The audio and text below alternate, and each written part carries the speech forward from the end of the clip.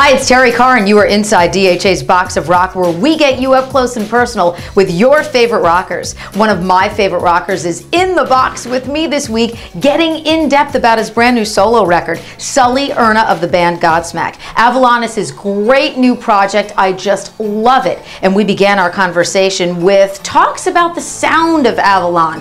Not only does it sound tribal and percussive, but very rich as well. Most of it was kind of constructed and written while we all had got together and figured out who was going to be in the project.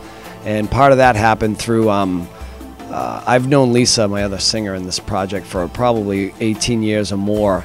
I took her to go see a Dead Can Dance show, which I'm a big fan of. And Niall Gregory, who's now our percussionist, was playing for Dead Can Dance at the time. We swapped numbers and we kept in touch. And when I told Lisa about starting, I was going to do something solo and I kind of wanted it to sound like this and that, we had a vision, we had an idea, but we didn't really know what it was going to sound like. And so between me and Lisa and Niall, Lisa knew a guitar player and the guitar player knew a keyboard player, and then we found the cello player through doing a studio session. And so very organically it kind of built itself. But because everybody has such a diverse musical background, our cello player is from Bulgaria. She's classically trained. Our percussionist Niall is from Ireland. He's versed in Celtic drumming and Brazilian drumming, all done with their hands. Lisa comes from a blues background. I come from a hard rock background. So now that I look back, it's no wonder that it sounds so unique and different.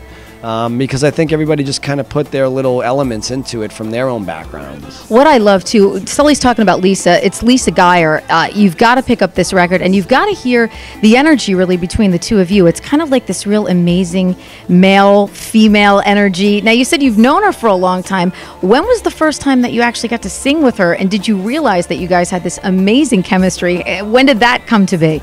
Yeah, it was funny that I've known her for so long, and because she comes from such a old school blues background, and I was more into like the hard rock scene, anything from Zeppelin and Metallica or whatever, we would have never put our two voices together. But I wrote a Godsmack song back on the fourth record called Hollow, and I featured her on it, and it was kind of like a Battle of Evermore vibey thing, and it was then that I recognized how well our voices went together. So when I had this idea to kind of go out, and I think people who've known me over the years through Godsmack, they always have known me to write songs like Voodoo and Serenity and these more kind of earthly songs. But I wanted to take it even further down the rabbit hole into like a more of a world music with a modern edge, and I wanted the male and female vocals. It just became very obvious that she was the first choice. Plus, she's local to me, so it was easy for us to communicate and get together. And so from there, like I said, we brought in different musicians, and it just kind of very organically built itself.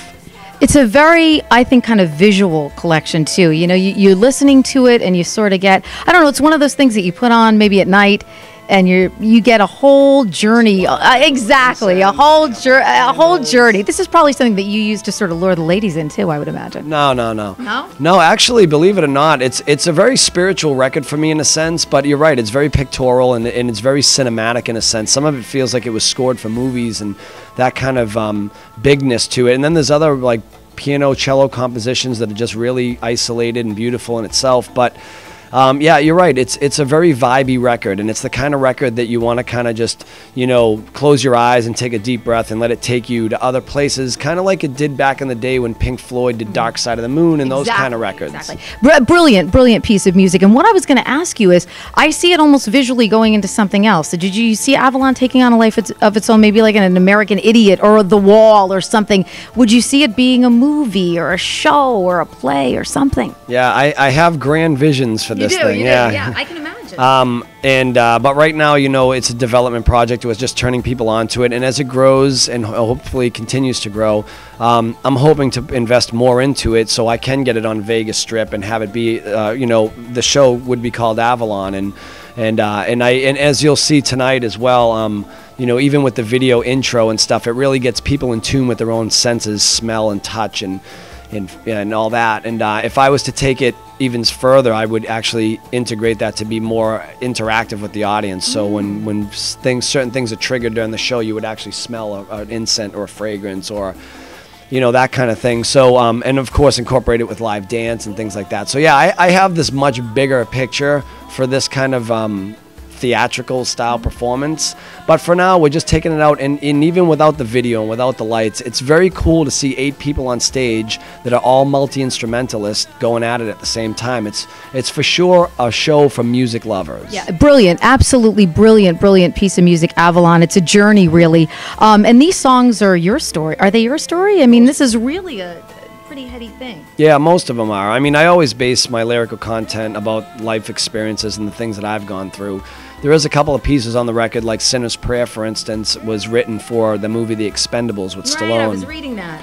And so, this, there is pieces like that, but most of it is always me, and especially on this record, I think I was definitely out of my comfort zone for a lot of it, and extremely vulnerable, but very therapeutic and very honest, and I think maybe that's why people are gravitating towards it, because they can sense the vulnerability. It's, again, a brilliant piece of music, amazing reviews. Everybody I talk to that has heard it, Godsmack fan or not, loves this record. And let me ask you, sort of in closing, it's got to be really gratifying for you as an artist, because now you've sort of done exactly what you wanted to do. You seem really like at peace with this, and you've still got Godsmack going on. So this is a really good time for Sully Erna. Well, yeah, I mean, it has been for a while. It's probably since my daughter was born, things got a lot better. And, having a child come into your life, it takes away your selfishness, and it makes you reflect on what really is important and what's of value in life. And so for me, it's helped me grow a lot. And that reflected in my art and in being creative as well. Because when I was writing Godsmack stuff when I was younger, I was a lot younger. I was more angry at the world. Everything was against me, and you know how that goes when you're in your 20s and early 30s or whatever. It's just everything sucks, and that's how it is. But I have found a sense of peace and found a place of content. And a friend told me a long time ago, find content, because it's not such a bad place to be. The peaks and valleys aren't so high and low. You kind of just coast now. It's like they go up and down, but they're less drastic. Wow. We're going to leave it on that. Sully Erna, thank you so much for taking the time. You're out on the road. I know it's really busy on a show day to get to speak with you. And Avalon's just an amazing, amazing piece of music. You will love it. It will take you on a musical journey. And I thank you so much for sitting down with us. Thank you. Sully is an incredible interview. He speaks from the heart. He's extremely honest. That's why the fans love him.